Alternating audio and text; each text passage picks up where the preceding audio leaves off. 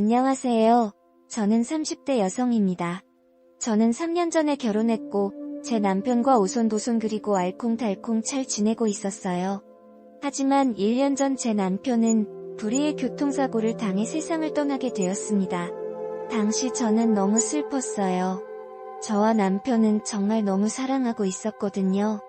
남편은 저뿐만 아니라 부모님께도 정말 효심 가득한 그런 남자였어요. 저 또한 그런 남편을 보면서 3년간 시부모님께 정말 잘해드리려고 노력을 했죠. 시부모님 역시 저 희애 무척이나 아껴주셨고 그러다 보니 남들이 말하는 시집살이를 한다는 생각은 해본 적이 없습니다. 아무튼 남편은 그렇게 떠났죠. 저희는 부모님은 남편도 없는데 이제 그만 시댁에서 나오라고 합니다. 하지만 저는 그런 부모님께 아니다. 남편이 못한 효도 내가 남아서 맞아 하겠다 하면서 시댁에 남았어요. 시부모님 역시 이제 그만 가라, 자기 아들은 있고 새 사람 만나서 새 출발했으면 좋겠다 하시지만 저는 아직까지는 그런 마음이 없습니다.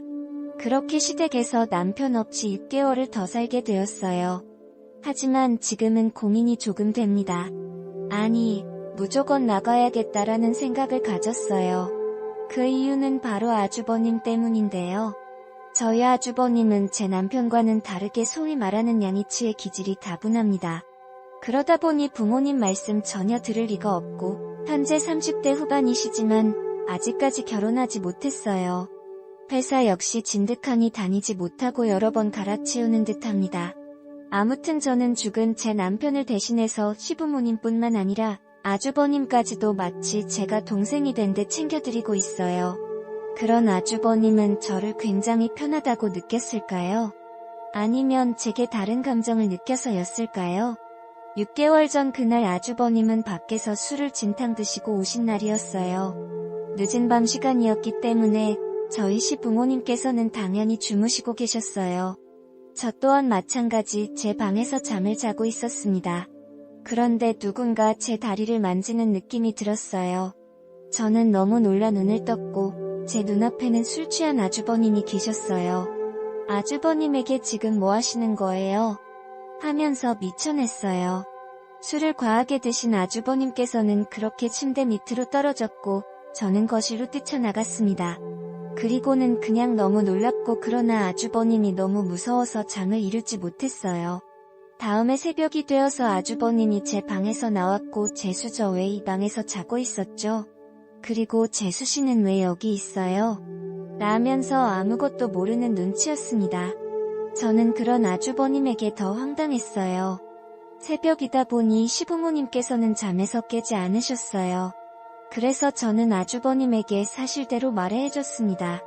그러니 당연히 재수 씨는 자기가 못할 짓을 했네요 하면서 죄송하다며 거듭 사과를 하셨어요. 저는 그런 아주버님께 다음에 또 이러면 어머님 아버님께 다 말씀드릴 거다라면서 따끔히 경고를 했습니다. 당연히 다음에 이런 일이 또 있으리라는 상상도 못한 채 말이죠. 아주버님께 경고를 하고 난 후 얼마 지나지 않았을 때입니다. 그날은 비가 추적추적 내리더라고요. 아주버님은 새로 들어간 회사 사람들과 회식 자리를 갖는다며 늦게 들어온다고 연락이 왔어요. 저는 그렇구나 했고 어머님께서는 술 많이 먹지 말라고 하며 전화를 끊었죠. 하지만 아주버님께서는 다음날 새벽이 되어서야 집에 들어오셨어요. 아마도 제가 물을 마시러 잠에서 잠을 깼을 때가 새벽 1시쯤이었는데 현관에는 아주버니 신발이 없었으니까요. 아무튼 저는 물을 한 잔 마시고 다시 잠에 들었습니다. 스르륵 눈이 감기고 다시 잠에 자려는 순간 현관문이 열리고 고주망태가 된 아주버님이 들어오셨어요. 거실에서 시끄럽다는 소리가 들려 저는 잠에서 깼고 거실로 나가려고 했습니다. 그런데 문을 여니 아주버님이 제 방문 앞에서 주저앉아 주무시고 계신 겁니다. 저는 아주버님을 깨웠고 여기서 주무시면 안 된다고 방에 들어가서 주무시라고 했어요. 그러자 아주버님은 아무 말 하지 않고 일어섰습니다. 방으로 가는 줄 알았죠. 그런데 그 방이 아닌 제 방으로 들어갔고 저를 끌고 들어가더라고요. 그리고는 자신의 옷을 주섬주섬 벗으려고 했습니다. 저는 그런 아주버님께 지금 뭐하는 짓이에요? 하면서 큰 소리로 말했어요. 정말 그 나라 뭔 일이 있겠구나 싶어서 시부모님께서 일어나셔서 제 방으로 왔으면 좋겠다 싶은 마음에 말이죠. 하지만 시부모님께서는 일어나지 않았어요. 그렇지만 휴가는 있었나 봐요. 아주버님께서는 너무 놀라서 정신을 차렸고 제게 미안하다며 거듭 사과를 하십니다. 저는 그런 아주버님이 너무 무서워 자리에 주저앉아 눈물을 흘렸어요. 아주버님은 그런 저를 보며 어쩔 줄 몰라하며 계속해서 사과를 하면서 저를 달래주었어요. 술만 마시면 저려범하려 하는 아주버님 때문에 너무 스트레스를 받습니다. 그리고 이제는 너무 무섭더라고요. 하지만 시부모님을 보게 되면 남편 얼굴이 자꾸만 떠올라 어쩔 줄 모르겠습니다. 아무래도 그런 일이 있다 보니 아주버님과 저는 서로 마주하는 일이 없게 되었고 서먹서먹하고 변해버렸죠. 가끔 가족끼리 한자리에 모여 식사를 하게 되는 자리가 있을 때면 그런 저와 아주버님을 보시고는 시부모님께서 한 소리 하십니다. 가족끼리 왜 그리 서먹하게 앉아있냐? 둘이 무슨 일이냐? 면서 말이죠. 저는 차마 아무 말 못하고 입을 떼지 않는데 아주버님은 아니라며 재수랑 잘 지냈는데 엄마랑 아빠가 괜히 그러는 거다 합니다. 그런 아주버님을 보면 저는 치가 떨리기까지 하고 말이죠. 어떻게 얼굴색 하나 안 변하고 뻔뻔하게 거짓말을 할 수 있는지 말입니다. 그래서 저는 아주버님이 소시오패스처럼 느껴지기도 하고 말이에요. 그런데 어느 날이었습니다. 저녁 먹을 시간이 지났는데 아주버님께서 퇴근을 하지 않았어요. 시어머님께서 아주버님께 전화 한번 해보려 가셔서 저는 전화를 했습니다. 전 당연히 어디서 또 술 한잔 하겠거니 했죠. 하지만 전화를 받은 아주버님은 술을 전혀 드시지 않았고 그냥 근처 공원 벤치에 앉아 있다고 하더라고요. 그러면서 저더러 잠시 나와주면 안 되겠냐고 했습니다. 그래서 저는 시어머님께 아주버님이 잠깐 저에게 할 말이 있다고 하셔서 잠시 나가서 얘기 좀 하고 온다고 말하고 나왔습니다. 집 근처 공원에 가니 벤치에 앉아 계시더라고요. 저도 옆에 앉았습니다.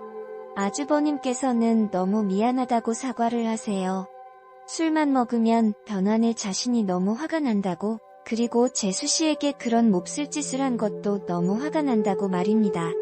맨정신에 그런 소리를 듣다 보니 아주버님도 상당히 힘들었겠구나 하는 심정에 저는 오히려 괜찮다고 이야기했어요. 하지만 사람 말은 끝까지 들어봐야 한다고 했을까요? 아주버니 곧이어 제게 말하시는데 집에서 나가주면 안 되냐고 합니다. 왜? 라고 물으니 아주버님은 도저히 한 집에서 살면 또 그런 일이 벌어질까 무섭다고 하네요. 뿐만 아니라 자꾸 혼자 된 여자라는 생각이 머릿속에서 지워지지 않으면서 어찌됐건 저를 매일 보고 그러다 보니 제게 이성의 감정까지 느껴진다고 합니다. 그렇지만 자신 역시 아끼던 친동생이 여자라는 생각은 변함이 없고 그러다 보니 절대 있어서는 안 될 행동이다라는 것을 느꼈다고 하네요. 자꾸만 그런 생각이 머릿속에서 지워지지 않아 더 이상 함께 살면 안 되겠다면서 저더러 나가라고 합니다. 하지만 저는 안 된다고 했어요. 저는 제가 그동안 사랑했던 남편을 대신해서 시부모님은 잘 모시겠다는 마음이 있으니까요. 매일 저녁 남편을 생각하면서 다짐하고 또 다짐해 있는데 아주버님 때문에 제가 나가야 하나 싶었습니다. 물론 무서워요 하지만 아주버님이 무서운 것보다 저는 시어머님, 더 잘 모셔야겠다는 생각이 더 크기 때문에 선뜻 아주버님의 제안을 받아들일 수 없었습니다. 그런데 아주버님이 시부모님께 무슨 이야기를 어떤 식으로 말씀드렸는지 모르겠지만요. 요즘 따라 시어머니께서 이제 됐다. 꽃같은 내 인생 이제 날개를 펴야 되지 않겠냐? 라는 말씀을 하시면서 본가로 돌아가라고 하십니다. 저는 도저히 어떻게 해야 하는지 모르겠어요. 더군다나 아주버님은 그 이후로도 술을 드시고 매일 반복되는 일상 때문에 지쳐가는데 시부모님과 아주버님의 말씀대로 저는 이제 새로운 인생을 살아가야 할까요? 하지만 전혀 생각을 해보지 않았기 때문에 너무 힘이 듭니다. 여러 생각 때문에 하루하루 정말 지쳐가고 있는 것 같아요. 혹여나 이런 제게 진심 어린 조언을 해주셨으면 좋겠어서 글 한번 남겨봅니다. 준비한 사연 모두 읽어봤습니다. 정말 한마디 한마디에 읽으면서 가슴이 미어지네요. 제 생각에는 시부모님 말씀대로 이제는 님께서 새로운 삶을 살아봤으면 좋겠습니다. 아직 30대 여자라면 꽃다운 나이라 생각이 되고 지금까지 해왔던 지극정성이었던 모습을 떠올려 본다면 충분히 새로운 삶을 살 수 있는 자격이 되는 것 같아요.